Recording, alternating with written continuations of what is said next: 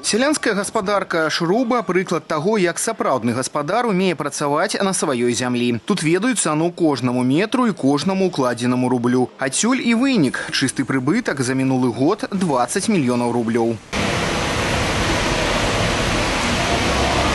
Вытворчасць з поўным цыклам – малако, перапрацоўка мяса, вырошчванне агародніны. Гэта валаўтваральнае прадпрыемства Жыткавіцкага района. Вытворца больш за 30% ад агульнага аб'ёму. Лідар па многіх паказчыках. Сельгаспрадукцыя не толькі пастаўляецца ў буйныя гандлёвыя сеткі краіны, але і паступае ў стабілізацыйны фонд Гомельшчыны. Пры гэтым гаспадарцы ўжо не хапае зямлі. Новыя тэрыторыі востра неабходныя для пашырэння жывёлагадоўчай базы. Гэтая тэма адна з ключавых падчас візіту прэзідэнта.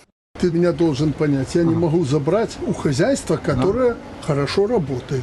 Ну, может быть, оно до тебя не дотягивает. Почти все в стране до тебя не дотягивают. Но этому есть разные причины. Ну, забрать вот за забором земли у кого-то, ты знаешь, это проблема. И вопрос тут не только в том, что они хорошо работают. Есть же и других много вопросов. Поэтому я и предлагал раньше, отдайте ему в разных местах там хозяйство. Ну ладно, ну что, если за 300 километров у тебя хозяйство в целом, оно сложившееся, что за проблема? Система должна быть соответствующая. Ты хозяин, то хозяйство твое, оно функционирует, работает. Там у тебя сын, брат, сват или твой человек управляет этим хозяйством. Я не вижу тут больших проблем. Конечно, если бы оно тут под тобой было, но ты понимаешь, что ситуация так сложилась на Полесье, не только на Полесье, у меня это везде так. Хороший фермер, отдайте мне эти земли. Мы сразу смотрим, под что эти земли. Многие хотят заниматься растениеводством, но не животноводством.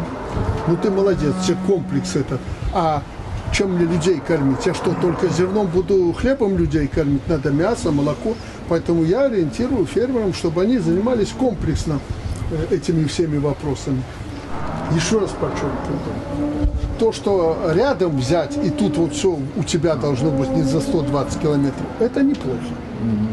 Но надеяться, что мы у кого-то заберем и Шрубу отдадим по разным причинам, это проблема. Александр Лукашенко дакладна абазначае ключавую умову для дзяржпадтрымкі сельгаспрадпрыемстваў. Гэта дасягнутыя высокія паказчыкі ў раслінаводстве і жывёлагадоўлі, і ніяк інакш. Пришло время отходить от хотелок. А это я хочу, это я не хочу. Нужен результат. Вот и все. Принято. Ты мне должен все вопросы. Не надо ни на кого ориентироваться. Не надо никого бояться. Тебя же президент напрямую, ты можешь прийти и сказать: не надо, говори правду. Так, как ты думаешь. Зачем? Ты вот это хотел сказать, а не буду.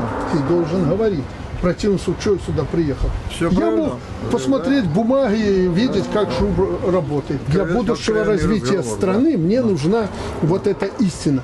Потому что вот этот молодняк, хорошие девчонки, мужики, Миша, мы уйдем, если мы задел этот не сделаем, им будет тяжело.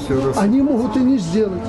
Асобная ўвага кашэнню поймы рэк. Паводле слоў прэзідэнта, краіна не павінна страчваць гэтыя землі, бо яны крыніца недарагога корму для жывёлы. І важна вызначыць, якая тэхніка зможа справіцца з пастаўленай задачай. Нам надо подумать о технике для кошения поймы. Ну, с нашей энергонасыщенной, мощнейшей... С большой косилкой не зайдешь. Не зайдешь. Потому что сломаешь ее сразу. Ну, поэтому нам надо подумать... Но вот Михаил Егорович правильно говорит, даже если скосить и не убрать, то все равно косить надо убрать. Не убрать, даже на подстёл. Я о чем говорю. Да. Малые косилки, малые трактора, рулонный пресс, скосил, свалковал, пленку завернул, не в пленку, если сухо, просто завез, так, и вот как он делает, видел, у него солома даже накрыта специальной тканью. Поэтому вот передай это, чтобы мы в правительстве взяли это на контроль. Нам поймы надо косить везде. Мы теряем огромное количество земель. Абмяркоўвалася і тэма ўборачнай. Прэзідэнт нагадаў, што ў цэлым для аграрыяў краіны вызначыў у якасці арыенціра рэкордны мінулагодні ўраджай. З дакладам па сітуацыі на гомельскіх палях выступіў губернатар Іван Крупко. Рапс закончили полностью, намолотили 140 тысяч тонн с прибавкой 69 тысяч тонн. Сегодня имеем валовый объем уборки 983 тысячи тонн. За 2-3... Какая у тебя урожайность рапса? Рапса урожайный 22 центнера плюс 4. А ты рапс сеешь? Я не сею, мне нигде сеяться, к сожалению. Я потом не списываю. Шьет корма. Ожидаем вал 1 50 000 тонн. За 2-3 дня закончим уборку. Будет прибавка к уровню прошлого года 20 тысяч. 71 тысячу гектаров уберем кукурузы на зерно. Получим ожидаемый вал 450 тысяч. Итого 1,5 миллиона тонн получим зерна. Этого зерна достаточно, чтобы обеспечить животноводство. 850 тысяч тонн. 100 тысяч это семена. Александр Григорьевич, 60 тысяч госзаказ. Ты госзаказ как у тебя? Госзаказ на рапс выполнили 10 тысяч тонн.